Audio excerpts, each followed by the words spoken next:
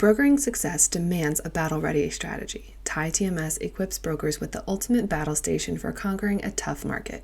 With TIE, brokers gain access to a comprehensive platform where rate intelligence and quote history coverage on a single screen. Revolutionize the way your brokers perform by giving them a competitive advantage with TIE TMS. For more info, visit tiesoftware.com/battlestation.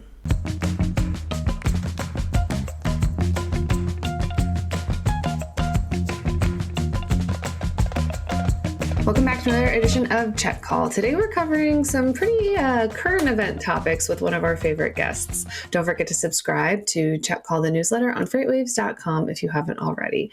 Today we welcome back one of our absolute favorite guests, the one and only Thomas Wasson, enterprise carrier expert here at FreightWaves. Welcome back to the show, Thomas. It's a pleasure to be back. Look, I'm moving up. I'm on a desk. I have a background. We're classing it up for this episode. There's no more lamp in the background or like a hastily decorated bookcase. I like it. Until next time. Until someone figures out that you're in the FreightWaves studio recording things. Exactly. I put up a bookshelf. I have 2 bookshelves now, so the audience is going to think I'm smarter. I'm just throwing it out. Hey, that's 2 more than I have. All my books just sit in another room on the floor because I'm a monster. But it's okay. We're going to get there. We're getting there. It's a 2024 goal is to buy a bookshelf. So if you have any good recommendations on a bookshelf, let your girl know. But today, hot, spicy takes, or as you like to call them, Kentucky Fried Chicken, hot chicken sandwiches takes. There have been some news coming out, Thomas, and I'd like to get your thoughts on them. Are you ready for it? Always. I know that you have a soft spot in your heart for a brokerage, even though you're the enterprise trucking expert.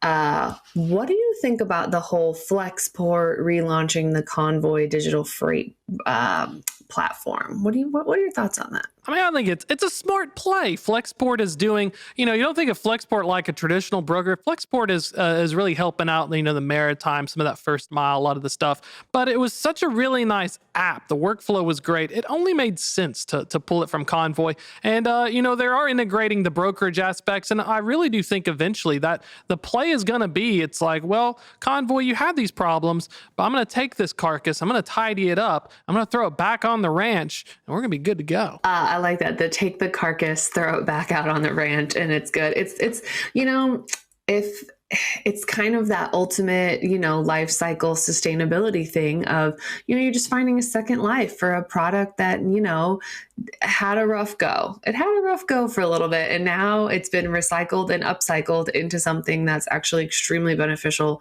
for Flexport. And, that is the kind of success I like to see. This kind of ingenuity that I would like from my supply chain providers. I mean, that's only sleeping. It'll wake back up. The prize dairy cow. And I mean, it's one of those things, like we've talked on end about the demise of Convoy, the Silicon Valley startup, the drama, the narratives. But from a very pragmatic standpoint, I mean, I think the tech was there, the workflow was there. Even though all the other stuff may have not been there, like, you just can't pass that up. And for Flexport, this is my personal take. It raised a lot of money. Its investors are expecting a lot of movements. We had the drama with the founder coming back, like Return of the King and Lord of the Rings. I mean, you've got to kind of show, I call it the new CEO move, or the returning one in this case. You got to show some kind of decisive action. You got to shake the box a little bit. And we're going to see this and, see if it pans out. It's just, it's like running with a monkey on your back that's also carrying a bunch of weight. Flexport will have to, continue to kind of get out of the hole. You take a little money to get in the hole, to spend money, and hopefully let's see if it plays out. I like that. Is the Return of the King, is that the second or the third Lord of the Rings? First one is the Lord of the Rings, Twin Towers, Return of the King. Yeah, so we are in the 3-part trilogy. I don't know what the middle part is for Flexport's. I think the saga was like Peterson left or something. Now he's back. Like, there's a whole saga. He's going to be a speaker. We'll ask him when he comes to one of the events or something like that. Yeah, that's a good one. I was just thinking, because the third Lord of the Rings movie I did not like. So that does not bode well for this analogy. It's Peter Jackson's fault. It should have had more CG like The Hobbit. Yeah, that's a spicy take right there. You get some nerds riled up with that. That the Hobbit was better than the third original Lord of the Rings. Yeah, I would just say that for just content. We call that rage bait in the media world because the whole people will come out of the woodwork and just start fighting over it. My favorite one is find the interview with George R. R. Martin making fun of Tolkien, and that also is a fun one. The Game of Thrones guy. I love that. I feel like everyone should be able to make fun of one of like their biggest rivals. I don't actually know if George R. R. Martin and Tolkien are rivals, but I feel like they could be. Well, Tolkien's deceased, so it's never meet your heroes, I guess. All right. Well, the unscorched earth that we have right now is, I know this is near and dear to your heart because of the time that you spent in your various previous lives. Bid season, Thomas, also known as hell on earth, or the day that you wish everyone forgot your email address. What is your? So we saw some headlines that JB Hunt was saying that bid season was kind of off to a rocky start, and that volumes are kind of down and rates aren't really what they are. What are your thoughts? What is bid season looking like from the 3,000 mile up? You don't have to actually answer the emails view. Derek Leathers with Werner on the earnings call. He was absolutely my spirit animal, and he basically said straight up, there are some customers they said, first off, we're still working through our bids. We're haggling. We're working on it. Okay, we're like 20% of the way through. Don't ask me about it. But secondly, he said some of these customers are still asking for cuts. And this is something Hunt also said. We're getting below profitability, folks. And he said that literally, in spite of the fact they're asking for cuts, he basically said, as my interpretation, as a poor man's equity analyst, we will burn this to the ground and I will lose trucks and not acquise your crappy RFP if I have to and move into dedicated because it's harder to get rid of us. That is the greatest take I've ever heard. Derek just saying it like it is. And it's refreshing because, if you had invited me there to these little earnings calls, if I was the anointed one in my ivory tower, taking pot shots at these large equity analysts and Scott Group with Wolf Research, that's right. I'm calling you out. Give me back access to your newsletter. You're asking BS questions. You're asking crap. I don't care about your earnings per share. I can, if any of these analysts had half a cent, they would go through and look at their working tractor. They look at the OR and they try to find, how are you trying to screw me? That's the first question. Thomas's role for understanding trucking stocks is, where are you hiding the money? One of them hid which one was it? Schneider? One of them had like a $75 million loss because they were insuring small fleets. And then one of them sold terminals. Yeah, this would be actually a comedy show. Thomas's Q4 comedy show where they both lost so much money. The only reason they made money was one carrier sold some terminals to make like 14 mil in the green. And then the other one decided to move some stuff around and say, we're just writing it off. So big shout out to that. Hunt has the same problem. Remember though, JB Hunt is we talk about Hunt like trucking, but they're smart. They got out of trucking because why would you be riding that speedball going up and down, being stressed all the time when you can deal with intermodal? And they actually had a thing with Walmart. They're getting in on that Walmart action, doing Walmart's intermodal, which is the big unsung story. So yeah, I got a little bit of spicy take on that. Honestly, if I am on those calls, I'd get kicked off. So, it wouldn't matter. Yeah, I would ask some question that managed to be like, you're just an a-hole. I don't want to deal with you because, I think that's one of the challenges. And Mike Bowden-Distel, we need to bring Mike on here for the 3-box.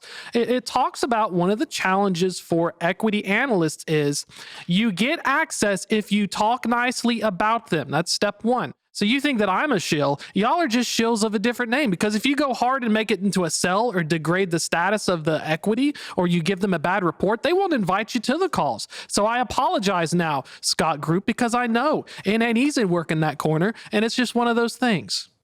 I absolutely love that. Is quite possibly the spiciest take. But one of the things that you said that I cannot shout enough from the rooftops is that once you get a dedicated carrier in there, it is almost impossible to get them out. And from a carrier perspective, I would be clawing my way in to be a dedicated carrier. But from a brokerage perspective, I would be like, no, I'm not doing it because if they mess up, then it takes me 2 years to get them out and so much headache that it's almost not even worth it. It's hard for brokerages. Now, brokerages can do dedicated in a smaller thing, but what happens is the customer sends us out. You've seen it, I've seen it, and then the carriers all get the same email blast. So the carriers have wisened up because they know they're the only ones with enough trailers. There's not many carriers carriers with a 3-to-1 ratio.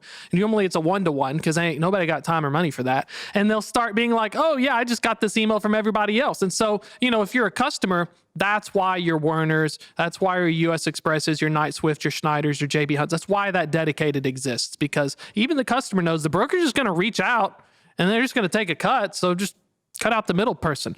Also, these views are expressed solely of Thomas Wasson, in no way related to FreightWaves or Firecrown Media, and I am not a professional financial accountant, so I love you all, analysts and your legal teams.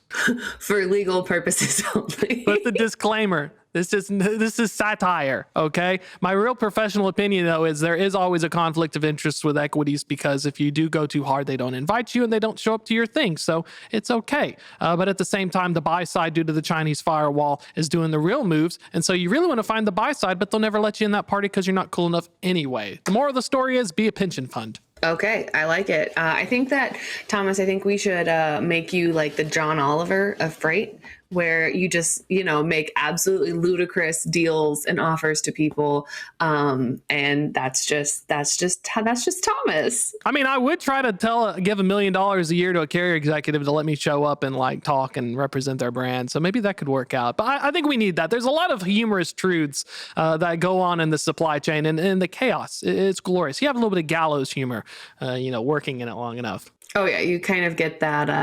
I don't know. It's kind of that like the spirit has been beat down, but it's still funny, and that's how you survive. That's your coping mechanism. I felt like a World War I veteran trying to do stand up in the 1920s. It's the same way. It's like, anybody else remember the large rats? I do. Most other media people, you and I came from roles. We were functional roles. So the best part of this media, this is why you wanted some spicy takes today. The best part is that I didn't go to a fancy, prestigious college. I didn't major in journalism. I'm just here to talk about how it is and give insights. And I happen to know how to write. It turns out it's, if you get some good editors, it happens. So I think that's important for folks to remember, because a lot of this legacy media and the gatekeepers, so to speak, you'll see a lot of the similar trends, but they don't get to the real nuggets, the real gooey center of the suffering. And they're missing that. And their writing misses that level of suffering, so their audience can relate and know it's okay. They're also suffering.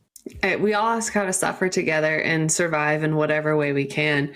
But jumping back to the bid season part, do you think that if you were sitting there and you were back in your bid days, do you think that there would be a lot more of like those traditional year-long bids, or do you think there'd be a lot more of those like 3 to 6 month mini bid or project bids or whatever we're calling them these days, to kind of hedge against the impending market switch? Because if I'm a carrier, I want to lock in those cheap, or I'm not a carrier. If I'm a shipper, I want to lock in those cheap rates now, so that way when the market flips and spot rates increase, I'm still paying those dirt cheap rates. Do you think that do you think there's a push more for the 12-month or the 3 to 6 month shorter bids? Market bottom, you want a 12-month, because at the same time, game theory. I want to hedge this out. And if I do a 6-month, I know that if everyone's saying second half to the end of the year, it's going to switch, I'm going to end up paying more. So for the largest carriers, we're still seeing the typical 12-month cycle. Now, if I'm a carrier and I'm heading into RFP, I'm expecting to lose probably 5%. Now, I know by the middle of the year, the next RFP, maybe I'm going to break even, and then maybe I'll get 5% in Q3, and maybe get 10% in Q4. That's how these carriers think. That's why they're thinking like, hey, we're only this much percent done in their calls. So, I mean, it's funny. You remember we talked about Valentine's Day and National Side Chick Day the day after? Well, you're going to know if you're the main chick or the side chick, metaphorically speaking, because if you get that 12-month one, you're the one they're going to be with. You're the incumbent. But if you get that 6 or 8-month one, they either don't trust you, or they expect you to flake out, or you're at the bottom end of the routing guide and I don't know about you, or you're a freight broker.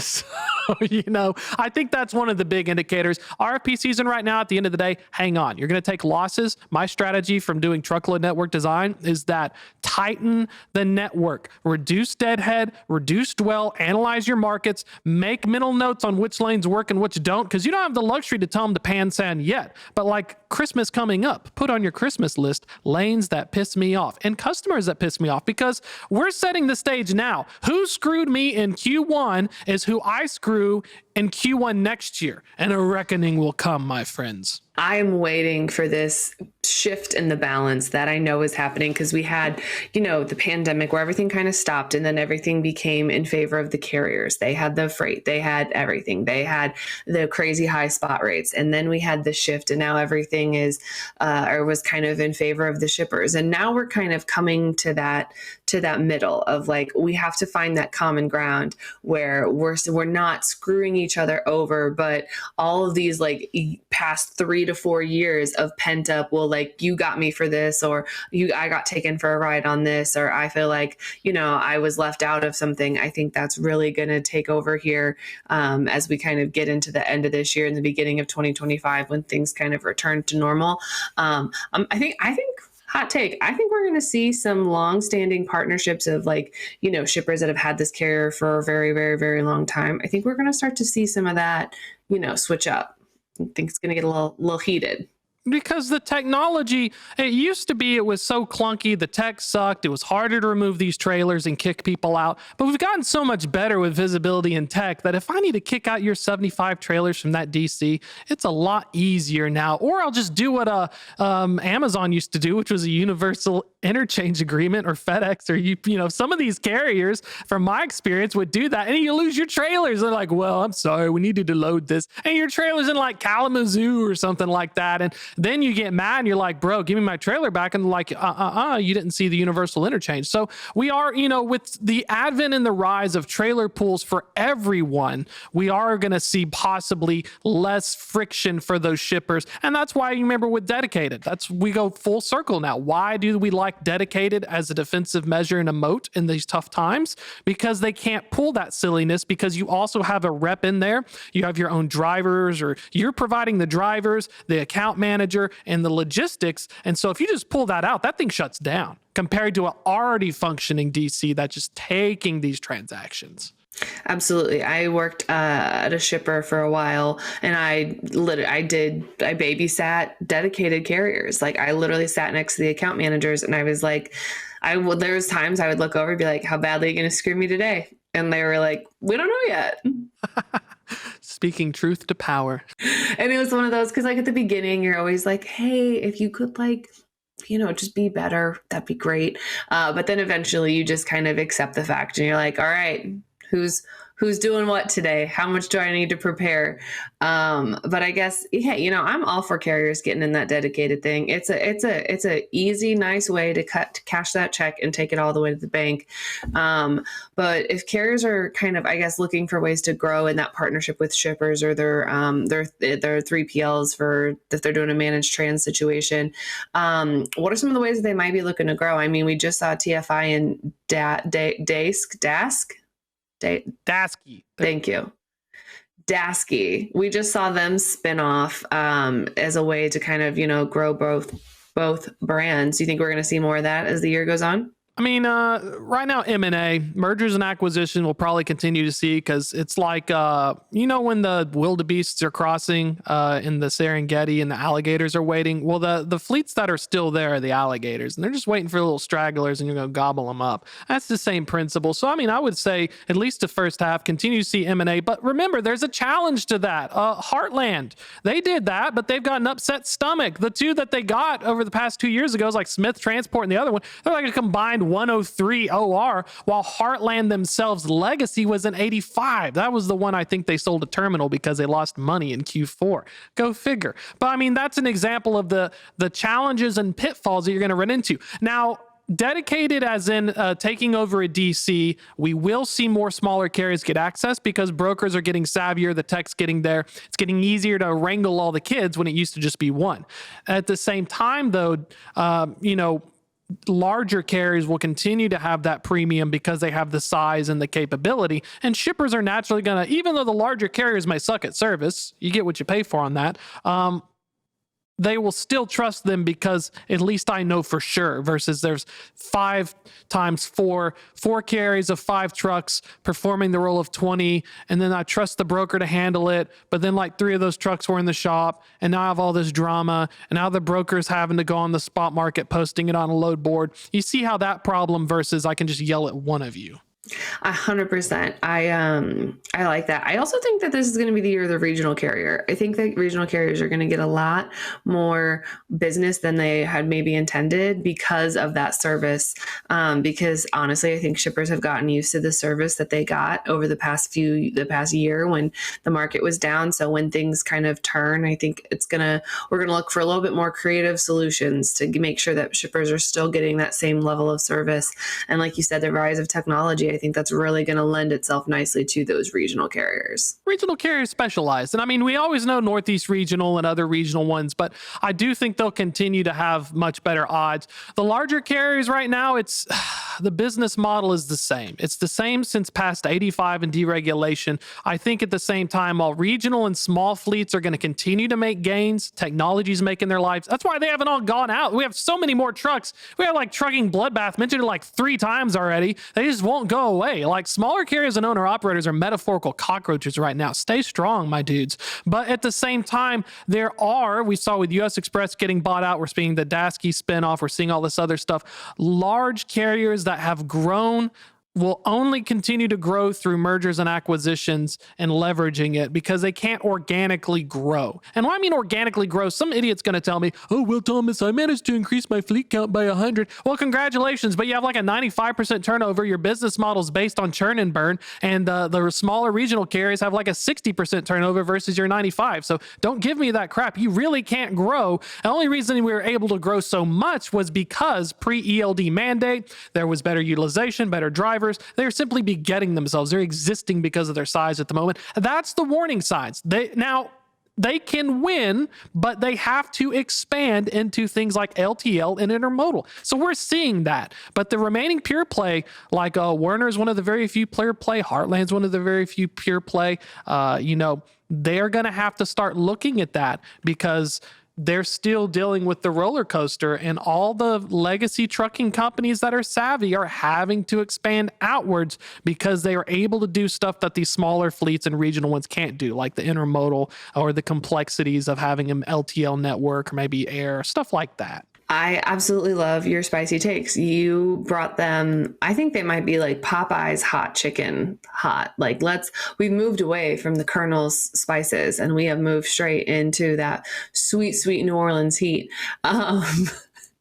That being said, Thomas, we know where you stand on a lot of issues that we've pestered you with over the years on the show. But today, we're going to get to superpowers. If you could have one superpower and it only worked on Wednesday, what would it be? Oh, that's a good one. Make gold out of thin air. That way I can say I get a paycheck every Wednesday. I mean, that'd be good. I look, that's very similar to mine. Mine is just like a room in my house would be full of money. And that way on Wednesday, because it's like a little allowance all the time. So you're not getting like $1 million.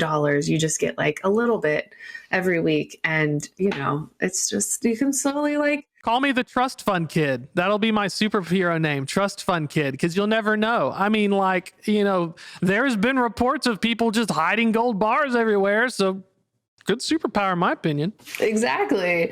All right. Well, Thomas, if anyone wants to catch any of your hot and spicy freight opinions, or if they've got a line on how to make gold appear out of thin air, where can they find you outside the show? Check it out, freightwaves.com/loaded and rolling. You may see some of my content as well. I'm learning to be a writer, TBD. Also, you'll see the Loaded and Rolling show Tuesdays at 2 p.m. So the newsletter's Thursday at 2. The live show Tuesdays at 2. We got the newsletter. It's great stuff. Talking about upcoming stuff for the week. I've talked to the folks at Nicola coming up. We've got some good conversations with Charles Gracie on recruiting. A lot of great content in the pipeline. I love it. So basically, if after someone's done watching Check Call, they can just keep watching YouTube, and then Loaded and Rolling will come up just right afterwards. Don't touch that internet dial, folks. Thank you so much for joining us today. Always a pleasure. You can find Check Call the podcast anywhere you get your podcasts, like Apple Podcasts and Spotify. Don't forget to check out all the other incredible FreightWaves podcasts. And don't forget to subscribe to the newsletter on freightwaves.com/checkcall. See you on the internet.